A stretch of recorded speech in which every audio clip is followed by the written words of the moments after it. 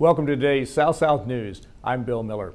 How does the loss of rainforest, which are often called the lungs of the earth, adversely affect the 7 billion people on the face of the earth? My guest today is someone who's very knowledgeable about rainforest, and she'll bring us up to date on what's happening in this particular area, and a very important area. Paula Tavares is the Executive Vice President for Rainforest Alliance. And of course, the name says it all, Rainforest Alliance. That's what you're about. Paula, welcome to South News. Thank you very much. I appreciate you being with me today. Let's talk, before we get into the rainforests themselves, what is Rainforest Alliance? What do you do? When were you formed? Why were you formed? So the Rainforest Alliance, we were formed in 1987, so we'll be celebrating our 25th anniversary soon, next year. And we were really formed to, it was at a time when people were alarmed, as we're still with the rate of deforestation throughout the world. And the first concept of the Rainforest Alliance was really, how can we show that there is more value for a forest standing than a forest that is cut down, so an economic value. And very unique to the organization was our approach to use market forces to achieve both our biodiversity protection and also livelihood goals. So a sustainable development organization that works really hard to protect nature and the people that depend, people and wildlife that depend on forests to survive. You mentioned two very important terms, many others in there too, but market forces and sustainable development. What types of market forces are you rallying or coordinating to try to promote sustainable development? So it's really the concept of how a consumer, how all of us as consumers can really, with our purchases, vote for what we believe in and for the practices that we support on the ground. So whether we are buying agricultural products or forestry products, or whether we are purchasing tourism services, and these are the three core programs of the Rainforest Alliance: sustainable forestry, agriculture, and tourism. But whether we are purchasing goods or services from these industries, with our choices, we can vote for the types of practices that we believe in. Mm-hmm. Now, do you work to, you mentioned agricultural aspects, and I'm assuming you're talking about coffee plantations, talking about chocolate production, whatever. Do you, or cocoa production, do you actually certify folks? Do you work with them to make sure that they reach a certain minimal level of good farming practices, better practices, and then you certify them, or how do you work that? That's exactly how we work. So the Rainforest Alliance, we work on the ground, changing, promoting, well, we started by developing best practices for each of these industries. So how can you harvest wood or cocoa, coffee, bananas, oranges, in a way that protects the environments and workers and local communities. Then those that adopt those farms, those forest operations, those tourism businesses, from the smallest to the largest, those that comply with the Rainforest Alliance's standards, they can use our seal, the Rainforest Alliance certification seal, which then at the marketplace, consumers can be ensured that if they see the seal in a coffee, that means that that coffee was grown in an environmentally and socially responsible way. So yes, certification is an important tool for the organization, because that's how a consumer can actually differentiate what we believe a good, responsible product, that one that it's unsustainable. Now, do you work with small farmers, large farmers, the mega agricultural operations such as Archer Midland Daniels and that group, or do you just deal mostly with small farmers? We work with small and large. We're really not looking at a niche approach. The Rainforest Alliance certification is really mainstream, looking at, if we really are looking at, which is our aim, to build a sustainable future, to build a sustainable economy, to help to create a world in which the norm is sustainable. If we are doing that, then we need to work with all right? From the smallest to the largest. So we do work with large companies. And I was talking with you in terms of the work on the ground, but then to make this approach work, we have been working with large mainstream companies throughout the world, global organizations like Unilever, largest food companies in the world, Kraft, Mars with cocoa, Chiquita with bananas, IKEA with wood, Staples with paper that come from certified sources. So once we had the supply or a reasonable volume, we started working on the demand and have really succeeded in getting companies like Unilever, who is the largest tea. They own the largest tea brands in the world, Lipton and PG Tips. And they have committed to get 100% of their tea from Rainforest Alliance certified farms. So we're working with very large farms as well as very small to help them achieve that 100% of sustainable sourcing. Sounds like you have quite a network, quite an operation going on. How many countries are you operating in, and how many clients do you have? How many businesses with whom you're working? And I guess that we would include the tourism part of it and the rainforest part, but how many are you roughly working with? Oh, do you know, I don't know the exact number, Bill, but we're talking about thousands of businesses, and like two-digit in the thousands. And so that was the number of companies. In terms of countries, we certify in 70 to 80 countries. We are working on the ground, but we have some kind of presence in over 100 countries in the world. And we have our headquarters in New York City, but we have about 15 offices, 13 offices in places from Guatemala to Bali and, yes, London and all over. You have really. A worldwide reach, without a doubt. You certainly do. Well, let's focus a minute on this whole situation of the rainforest. And forests have gotten a lot of attention this year, especially from the United Nations General Assembly. They declared 2012 the International Year of Forests. And someone explained to me one time that a rainforest is sort of a smaller part of the whole term forest. You could correct me if that's wrong. But what is the significance of declaring the International Year of Forests by the United Nations? And they had a conference at the beginning of 2011 to focus on, did I say 2012? I meant 2011. I may have said 2011. 2011. Yes. I'm sorry. I'm moving into real plus 20. It's the International Year of Forest 2011. And they had a major conference at the UN. But what is the significance of that, of them focusing on forests? So the whole idea is to really bring more attention to forest protection. And we believe strongly that if we are to continue to clothe and house and feed this ever-growing population of this planet that we love it and cannot replicate. We have not found how we're going to create another planet Earth.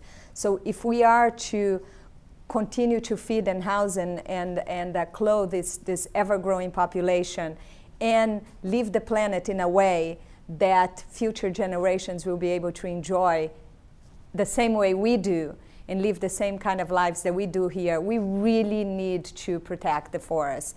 And we have learned over the last few years a great deal about the impact of deforestation. Also, yet another issue, not only those that we already knew, such as all the benefits that a forest can bring to our lives, but now realizing the amount of carbon emissions that take place with deforestation.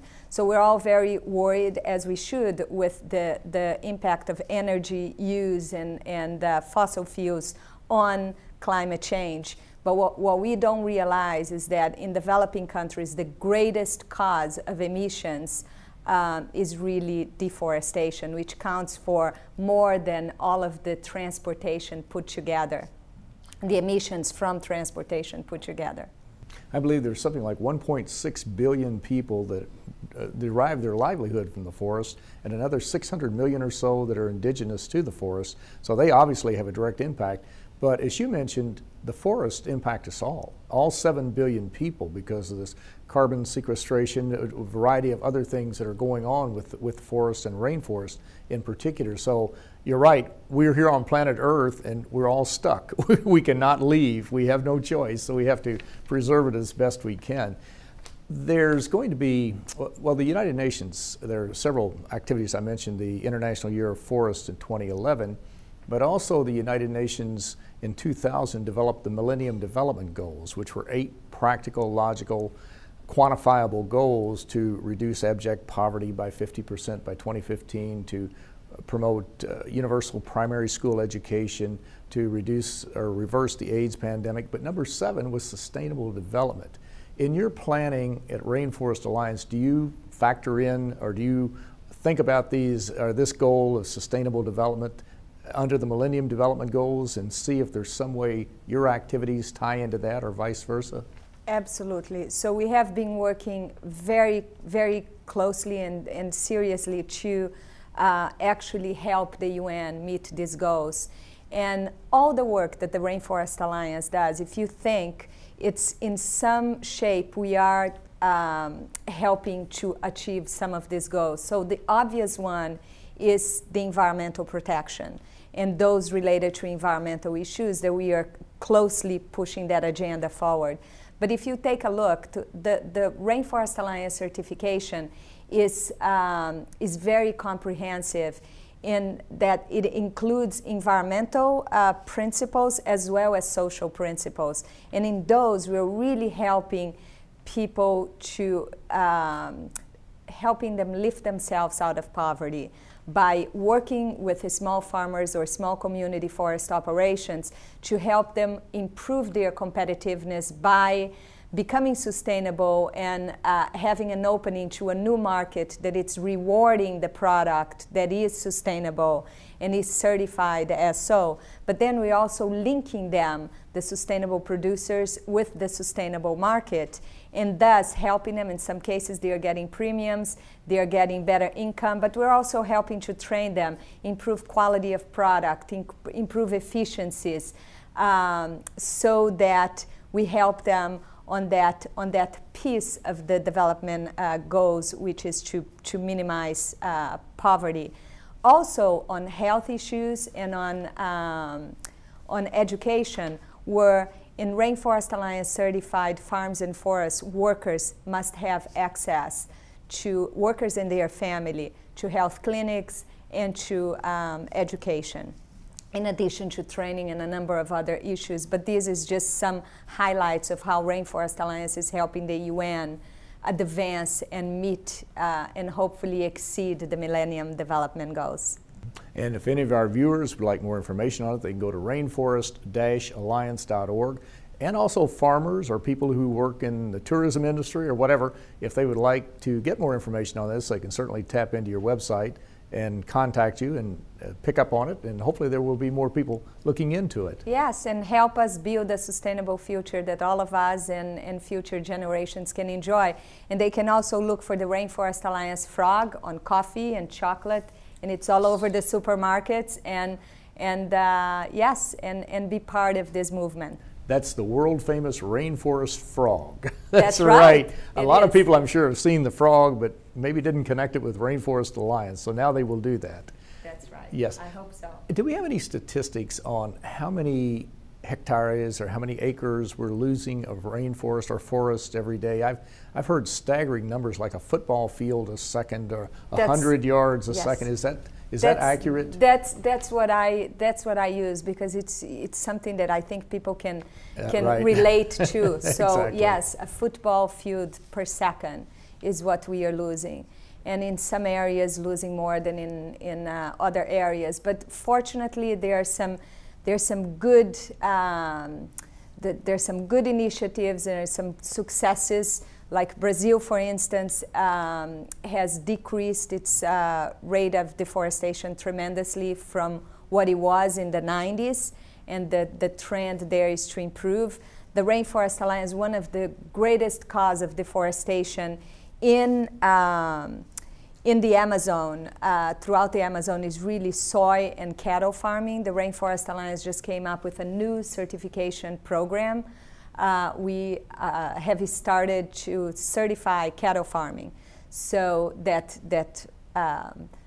definitely a Rainforest Alliance certified cattle farm won't have destroyed rainforests in order to become a farm. So we're working with that. We're also working with sustainable soy certification, and also looking into palm oil. Places like Indonesia, Malaysia, one of the greatest cause of deforestation is, as in other places, palm oil. So that's something very important that we are also working on and seeing how we can create a disincentive there for using the market, a disincentive from the market for this commercialization of palm oil that comes, of products that use palm oil that come from deforested land. We got to stop with that. Exactly. Earlier you mentioned Brazil. You are a Brazilian national, and when you mentioned Brazil, it brought to mind one of the most famous of the United Nations conferences, the UNCED conference, UN Conference on Environment and Development, which was held in 1992. And of course the UN has had a series of international conferences focusing on the environment, sustainable development, climate change, those types of things. But the one in Rio in 1992 was really remarkable in that it launched this whole concept of sustainable development, even though the Brundtland Commission report had referenced it earlier. And it also had Agenda, let's see, it was Agenda 21, which was a major document, but it was a very substantive conference. There will be a Rio Plus 20 in 2012 in early June, and they will follow up on the Rio conference from 1992. What would you hope would come out of that conference, and what role will Rainforest Alliance play in that conference? Well, we don't have identified any formal role for the Rainforest Alliance yet. In Brazil, although that's not the focus of the project is not in Brazil, it's just taking place there. And we did participate in the Rio Plus 10, which was in Johannesburg. But the Rainforest Alliance and our partners will be there pushing the protection of the environment agenda and sustainable development agenda forward. One of the main issues that we are working now, and we have been working through the COP meetings, the climate meetings, the COP 15 in Copenhagen, and we were there for COP 16 in Cancun, Mexico, is really we need commitment by all governments throughout the world on rate of deforestation. And this is connected with climate. But in general, is greater commitment from all countries to pass laws that will encourage through fiscal and other actions that will encourage the protection of important biodiverse areas through various ways, including sustainable development, practices on farms and forests and tourism and so on.